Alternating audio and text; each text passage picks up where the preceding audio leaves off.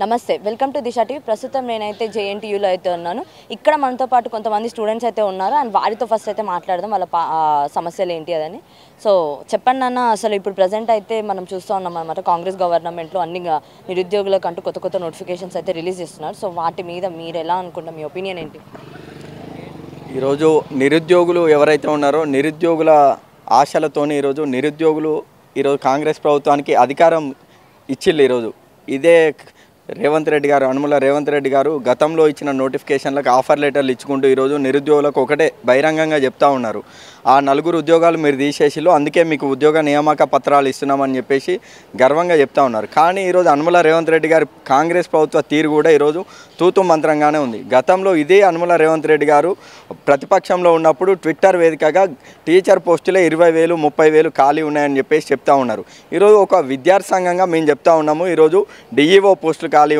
ఉన్నాయి ఎంఈఓ పోస్టులు ఖాళీ ఉన్నాయి టీచర్ పోస్టులు కూడా దాదాపు గత సంవత్సరం రేషనలైజేషన్ పేరు మీదనే 3,000కు పైగా స్కూళ్ళని ఈరోజు మూతపడ్డాయి ఈ ప్రభుత్వము తూతు మంత్రంగా ఉద్యోగ నియామకాలు ఇచ్చుడు కాదు నిరుద్యోగుల ఆశల మీద ఈరోజు అధికారంలోకి వచ్చినటువంటి కాంగ్రెస్ ప్రభుత్వాన్ని విద్యార్థి లోకంగా నిరుద్యోగులుగా మేము ఒక్కటే డిమాండ్ చేస్తూ ఉన్నాం ఏ నోటిఫికేషన్ ఇచ్చినా కూడా పకడ్బందీగా ప్రణాళికాబద్ధంగా ఇచ్చి నిరుద్యోగుల జీవితాల లోపల వెలుగులు నింపే విధంగా నియామక ప్రక్రియ జరగాలి ఈరోజు మీరు గతంలో 20,000 టీచర్ పోస్టులు ఖాళీగా ఉన్నాయని చెప్పేసి ఈరోజు మీరు గతంలో బీఆర్ఎస్ పార్టీ ఇచ్చినటువంటి 5,000కి ఇంకొక 5,000 పోస్టులు కల్పించి ఏదో భిక్షానికి నోటిఫికేషన్లు ఇచ్చినట్టు 10,000 పోస్టులకి ఈరోజు నోటిఫికేషన్ ఇచ్చి మేము నోటిఫికేషన్ ఇచ్చినామని చెప్తున్నారు మీ దగ్గర ఈరోజు పైసలు తక్కువైనాయి కాబట్టి మళ్ళీ కొత్తగా అప్లికేషన్ చేసుకోమని చెప్తున్నారు ఇది కొత్తగా చేసుకోమని చెప్తున్నారు కానీ కొత్తగా మొన్న ఎవరైతే బీఈడి కంప్లీట్ చేసిన వాళ్ళు ఉన్నారో వాళ్ళకి ఎందుకు మీరు టెట్ ఎందుకు నిర్వహించడం లేదు ఫస్ట్ అసలు డిఎస్సి కంప్లీట్ చేయాలంటే కంపల్సరీ టెట్ నిర్వహించాలిగా ఈ ప్రాథమిక సూత్రాన్ని ఎందుకు డీవియేట్ అవుతున్నాయి కాంగ్రెస్ ప్రభుత్వం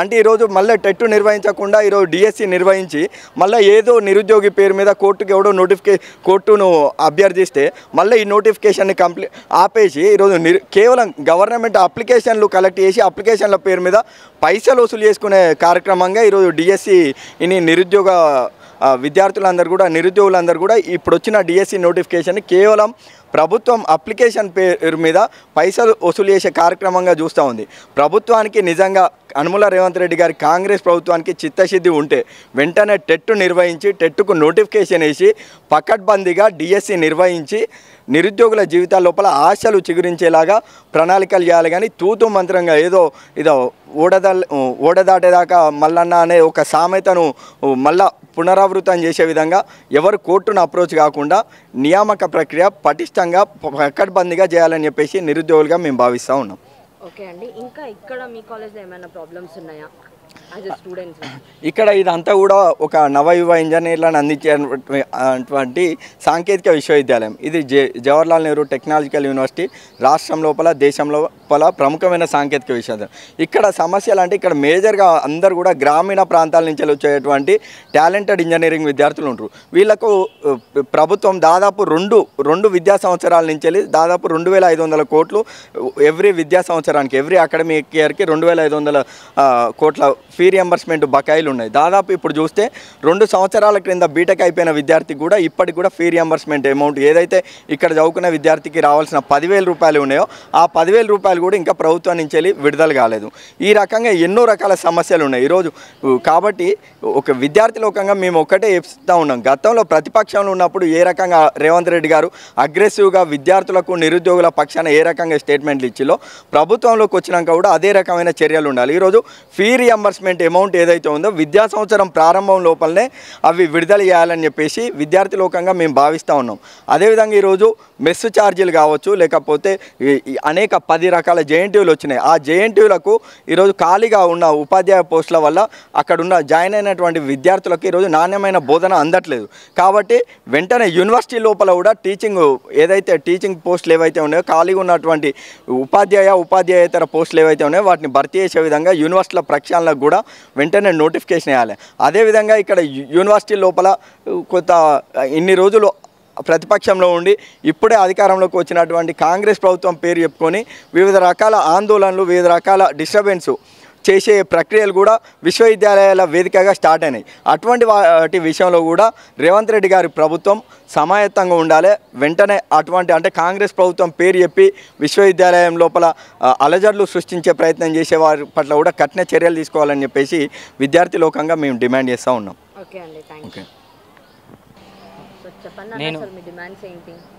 ఇక్కడ నేను బీటెక్ చదువుతున్నాను.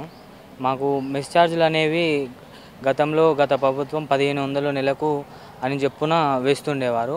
కానీ నేడు ఏమవుతుందంటే మన రేట్లు పెంపొందడం కారణంగా మనకు మెస్ బిల్ అనేది 3500 నుంచి 4000 మధ్యలో వస్తున్నది. నేను 1500 ప్రభుత్వం నాకు వేస్తే మిగతా 2000 నేను నా వంతుగా పనిచేసి ట్యూషన్లోకి వెళ్ళి కట్టుకోవాల్సి వస్తుంది.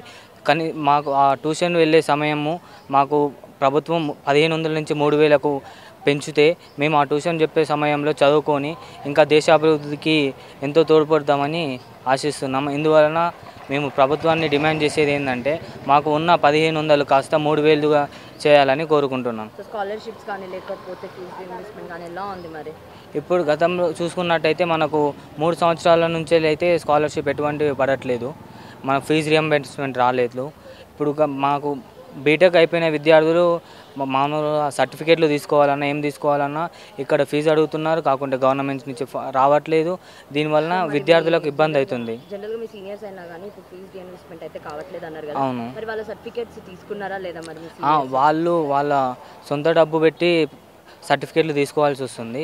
అయితే మేము డిమాండ్ చేసేది ఏంటంటే ప్రభుత్వం ఏదైతే మాకు రావాల్సిన డబ్బును విడుదల చేస్తే మా సర్టిఫికేట్లు మేము కరెక్ట్ టైంలో తీసుకోగలిగితే మాకు ఉద్యోగాలు కానీ మరి ఏ ఇతర మేము సొంతంగా ఏమైనా స్టార్టప్స్ పెట్టుకోవాలన్నా కానీ మాకు చాలా ఉపయోగపడతాయి. సో ఇందువలన మేము డిమాండ్ చేసేది ఏంటంటే ఏవైతే మాకు వచ్చే నిధులు ఉన్నాయో అవి తక్షణమే విడుదల చేయాలని కోరుకుంటున్నాం. నా పేరు రోషన్. నాది ఇంజనీరింగ్ గతంలో లాస్ట్ ఇయర్ అయిపోవడం జరిగింది. నేను ఇప్పటికి ఇన్ని రోజులు కోర్సు తీసుకుని నాకు ఒక సాఫ్ట్వేర్ కంపెనీలో నాకు జాబ్ రావడం జరిగింది. ప్రతి సంవత్సరం నేను జాబ్ వచ్చిన వెంటనే నాకు ఏదైతే మా ఆఫీస్ వాళ్ళు ఏమన్నారంటే నీ సర్టిఫికేట్స్ అన్నీ సబ్మిట్ చేయాలని అడిగారు. అప్పుడు అడిగితే నేను వెళ్ళి మా కాలేజీని అడిగితే వాళ్ళు ఏమన్నారు, గతంలో మేము 3 సంవత్సరాల నుంచి నీకు రీఎంబర్స్మెంట్ రావట్లేదు, నీకు రీఎంబర్స్మెంట్ వస్తేనే నేను సర్టిఫికేట్స్ ఇవ్వగలుగుతామని అన్నారు. ఏదైతే మేము వాళ్ళని గత ప్రభుత్వం నుంచి కూడా మేము హెచ్చరించాము, ఏదైతే ధర్నాలు చేసామో రాష్ట్రపతులు అన్నీ చేసాము కూడా ఎలాంటి స్పందన లేదు ఆ రాష్ట్ర ప్రభుత్వం నుంచి. ఇప్పుడు వచ్చిన కొత్త ప్రభుత్వం రేవంత్ రెడ్డి గారు కూడా స్పందించాలని చెప్పేసి మొన్న ఏదైతే హైయర్ ఎడ్యుకేషన్ నుంచి మనకి సర్క్యులర్ రావడం జరిగింది, ఎలాంటి సర్టిఫికేట్స్ కూడా మీరు ఆపుకోకూడదు, ప్రతి ఒక్క విద్యార్థికి సర్టిఫికేట్స్ ఇవ్వాలని చెప్పారు. కానీ ఏదైతే అది నియంత్రించినా కూడా 7500 కోట్ల స్కాలర్షిప్ రియంబర్స్మెంట్ ఇప్పటికీ పెండింగ్లో ఉండడం జరిగింది. పెండింగ్లో ఉన్నా కూడా నేను వెళ్ళి మా కాలేజీని అడిగితే కూడా వాళ్ళు ఇప్పటికీ నా సర్టిఫికేట్స్ ఇవ్వడం లేదు. ఏదైతే వాళ్ళు ఏమన్నారంటే మీరు డబ్బులు కట్టుకుంటే మాత్రమే మీకు సర్టిఫికేట్లు ఇవ్వగలుగుతామని అన్నారు. ఏదైతే కట్టుకోవాలంటే మా అమ్మ బంగారం కుదబెట్టి మరి నేను బ్యాంకులో పెట్టి నేను అమౌంట్ తీసుకొచ్చి సర్టిఫికేట్స్ తీసుకోవడం జరిగింది. ఈరోజు నేను వెళ్ళి మళ్ళీ ఆఫీస్లో జాయిన్ అవ్వడం జరుగుతుంది. ఏదైతే మన రేవంత్ రెడ్డి గారు వెంటనే దీనిపైన విద్యార్థులపైన నిద్రలోకి వెళ్ళి లేచి మా విద్యార్థులకు న్యాయం చేయాలని కోరుతున్నాను. రియంబర్స్మెంట్ అతి తొందరలో రిలీజ్ చేయాలని హెచ్చరిస్తున్నాం. Thank you. సో చెప్పండి అన్న, ఇప్పుడైతే ప్రజెంట్ ఈ తెలంగాణలో అయితే రేవంత్ రెడ్డి వాళ్ళది గవర్నమెంట్ అయితే వచ్చేసింది, కాంగ్రెస్ గవర్నమెంట్. సో ఎలా ఉందని మీరు అనుకుంటున్నారు ఆయన పాలన? తెలంగాణలో కాంగ్రెస్ వచ్చిన కాంచి అయితే పూర్తి స్థాయిలో కాంగ్రెస్ ప్రభుత్వం తెలంగాణలో పాలించడంలో విఫలమైందని ఈ సందర్భంగా చెప్తున్నాను. ఎందుకంటే గవర్నమెంట్ వచ్చి 2 నెలలు గడుస్తున్నా కూడా కేవలం మన రాష్ట్రానికి విద్యాశాఖ మంత్రి అయిన స్థితిలో ఈరోజు మన తెలంగాణ విద్యాశాఖ నడుస్తుంది.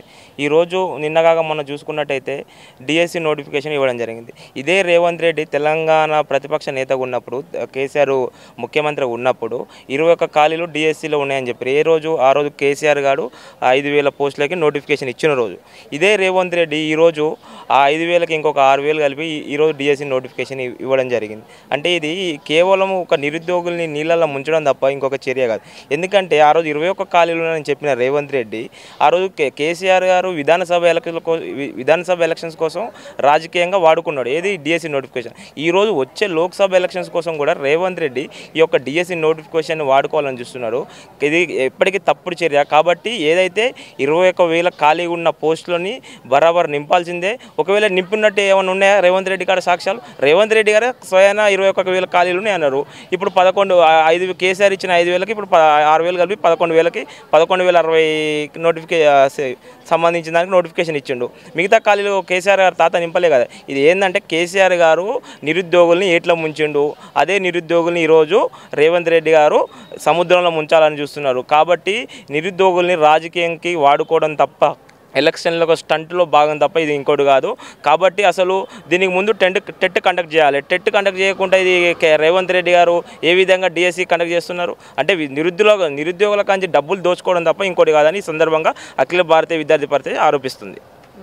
సో నెక్స్ట్ ఇంకా ఏం ప్రాబ్లమ్స్ ఉన్నాయన్న యాజ్ పర్ ఎడ్యుకేషన్లో ఉన్నా అంటున్నారు కదా. అవును, స్టూడెంట్స్గా మీకేం ప్రాబ్లమ్స్ ఉన్నాయి ఇక్కడ? కేసీఆర్ గారు 10 సంవత్సరాలు పాలించారు.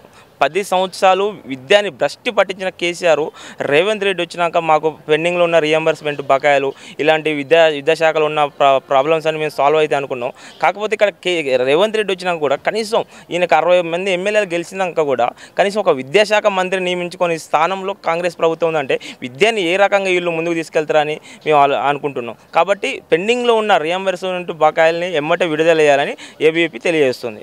ఓకే, సో చెప్పండి అసలు మీరు ఏ ఇయర్ అండి ఇక్కడ? నేను ఇక్కడ ఇప్పుడు బీటెక్ ఫస్ట్ ఇయర్ చదువుతున్నాను. బీటెక్ ఫస్ట్ ఇయర్ చదువుతున్నారు. ఓకే, ఇక్కడ మీకేం ప్రాబ్లమ్స్ ఉన్నాయి? యాక్చువల్గా మనకి పాత గవర్నమెంట్లో అయితే మనకి 5,000 కోట్లు అనేది మన ఫీజు రియంబర్స్మెంట్ నుంచి మనకి రిలీజ్ కావాల్సింది. అయితే మనం పాత గవర్నమెంట్ నుంచి మనకి ఉచిత విద్య ఉచిత వైద్యం అని చెప్పిన గవర్నమెంట్ మనకి కనీసం ఇవ్వాల్సిన ఫీజు రియంబర్స్మెంట్ కూడా ఇవ్వలేకపోయింది. ఆ విషయంలో గవర్నమెంట్ అనేది విఫలమైంది. కాబట్టి మనం ఆలోచించి మరి ఈసారి కాంగ్రెస్ పార్టీకి ఓటేస్తే మనకి న్యాయం జరుగుద్ది అనుకొని ఈసారి కాంగ్రెస్ పార్టీకి ఓటేస్తే కాంగ్రెస్ పార్టీ వచ్చి ఒక 3 నెలలు వస్తుంది. 3 నెలలు పూర్తయింది కాంగ్రెస్ పార్టీ గవర్నమెంట్ వచ్చి కూడా ఇంతవరకు విద్యాశాఖ మంత్రిని అనేది నియమించలేదు. అదే కాకుండా పెండింగ్లో ఉన్న 5,000 కోట్లు అనేది మా విద్యార్థులకి వెంటనే రిలీజ్ చేయాలని మేము ఏబీవీపీ ద్వారా డిమాండ్ చేస్తున్నాం. ఓకే అండి, థ్యాంక్ యూ.